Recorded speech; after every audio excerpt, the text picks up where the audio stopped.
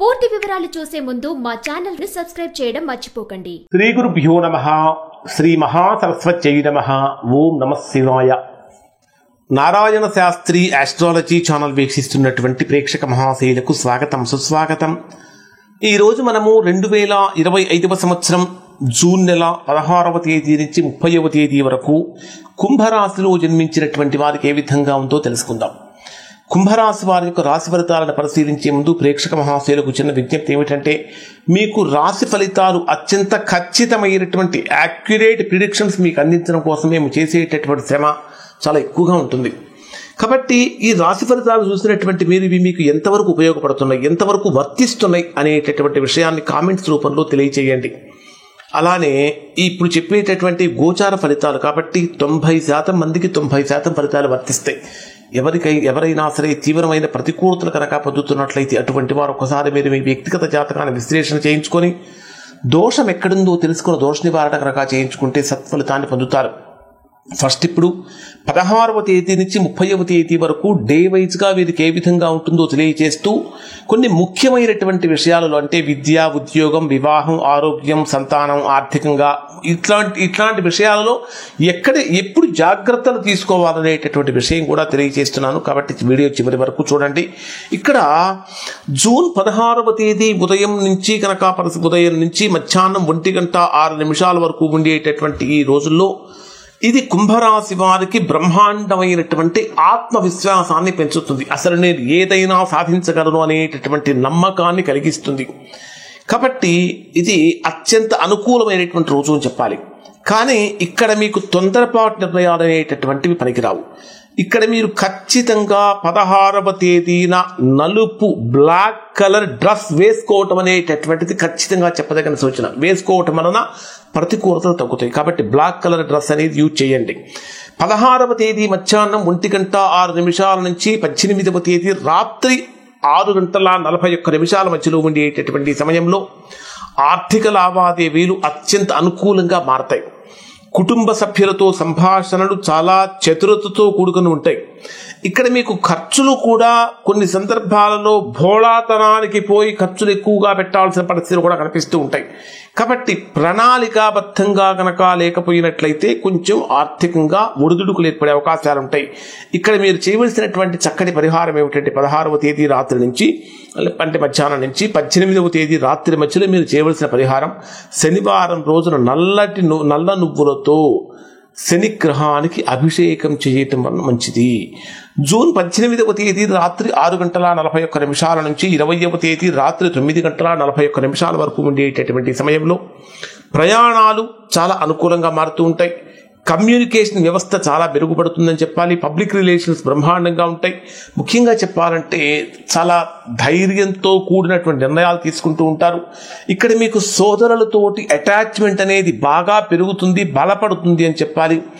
అలానే కొన్ని రకాలైనటువంటి కళలలో కూడా ప్రవేశం పొందటం కోసం చేసే ప్రయత్నాలు ఫలిస్తాయి. ఖచ్చితంగా శుక్రవారం రోజున శ్రీదేవి అష్టోత్తరం పఠించడం వలన ఆర్థికంగా బ్రహ్మాండమైనటువంటి స్థితిని ఇక్కడ కుంభరాశి వారు చేరుకుంటారు. జూన్ 20వ తేదీ రాత్రి 9:41 నుంచి 22వ తేదీ రాత్రి 11:03 వరకు ఉండేటటువంటి సమయంలో గృహ సౌఖ్యం ఉంటుంది. కానీ తల్లి యొక్క ఆరోగ్యం మీద కొంచెం శ్రద్ధ పెట్టాలి. కుటుంబంలో కొన్ని రకాలైనటువంటి అసమ్మతి అంటే కొన్ని రకాలైనటువంటి అభిప్రాయ భేదాలు కూడా కలుగుతూ ఉంటాయి. ఏదైనా ఫండ్స్ కూడా చాలా జాగ్రత్తగా దేనికి ఖర్చు పెట్టాలో దేనికి ఖర్చు పెట్టకూడదనే విషయంలో ఆచితూచి వ్యవహరించాలి. ముఖ్యంగా కనుక చెప్పాలంటే ఇక్కడ చంద్రాష్టమి రోజున మీరు పాలు, బియ్యం దానం చేయటం వలన ఆర్థిక సమస్యల నుంచి బయటపడతారు. 22వ తేదీ రాత్రి 11:03 నుంచి 24వ తేదీ రాత్రి 11:46 వరకు ఉండేటటువంటి సమయంలో పిల్లల మీద శ్రద్ధ చాలా అవసరం. వాళ్ళు ఏం చేస్తున్నారు అనే విషయాన్ని మీరు పసిగడుతూ ఉండాలి. విద్యార్థులకు ఒక రకంగా చెప్పాలంటే మంచి రోజులు. క్రియేటివిటీ పెరుగుతుంది. బుధ గురుగ్రహాల యొక్క ప్రభావం కారణం చేత దీర్ఘకాలికంగా ఉపయోగపడే అవకాశాలు మీకు ఎదురొస్తాయని చెప్పాలి. ఇక్కడ మీరు గురువారం రోజున గో సంరక్షణ కోసం ఏదైనా సరే పెట్టినట్లయితే అంటే గో సంరక్షణ నిధిని ఏర్పాటు చేయటం కానీ లేదా గోవులకు ఏదైనా ఆహారం ఇవ్వటం వల్ల మంచి ఫలితాన్ని పొందుతారు. జూన్ 24వ తేదీ రాత్రి 11:46 నుంచి 26వ తేదీ రాత్రి 1:40 మధ్యలో ఇక్కడ ఆరోగ్య సమస్యలు అనేటటువంటి పెరుగుతూ ఉంటాయి. పాత రుణాలకు సంబంధించినటువంటి ఒత్తిడి కూడా పెరుగుతూ ఉంటుంది. కానీ శత్రువుల మీద విజయాన్ని సాధిస్తూ ఉంటారు.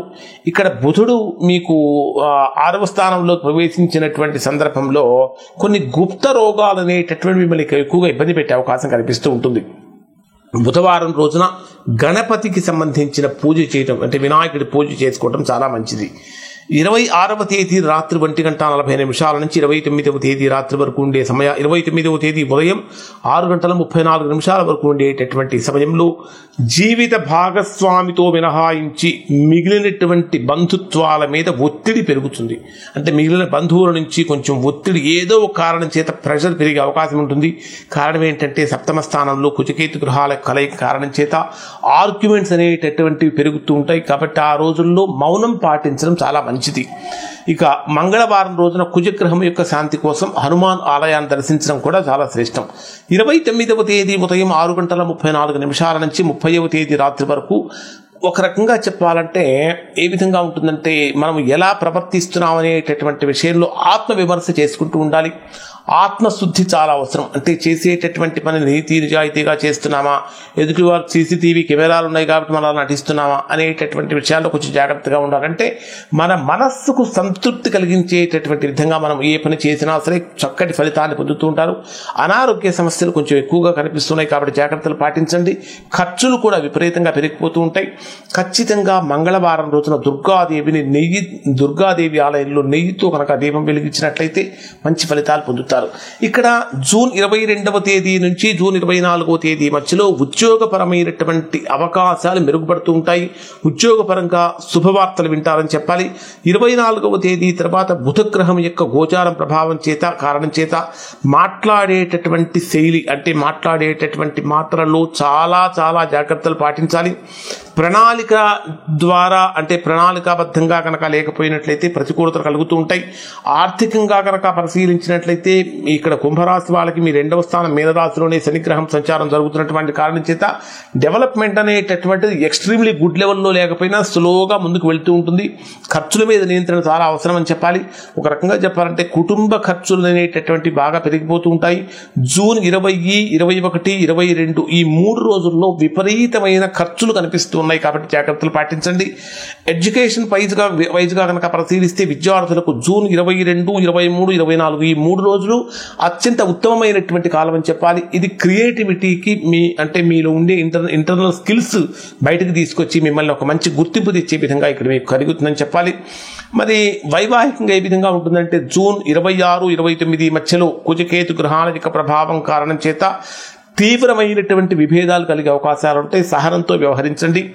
ఆరోగ్యపరంగా కనుక తీసుకుంటే జూన్ 24 నుంచి 26వ తేదీ మధ్య ఆరోగ్యపరంగా అత్యంత జాగ్రత్తగా ఉండాల్సిన సమయం అని చెప్పాలి. కానీ శత్రువుల మీద విజయం సాధిస్తారు. ఇక్కడ ఈ రాశి వారికి జూన్ 29, 30 మధ్యలో కూడా కొన్ని రకాలైనటువంటి ఆరోగ్య జాగ్రత్తలు అంటే ఎలర్జీస్ అనేటటువంటి పెరుగుతూ ఉంటాయి. ఇవి కుంభరాశి వారికి సంబంధించినటువంటి ఫలితాలు. శుభం.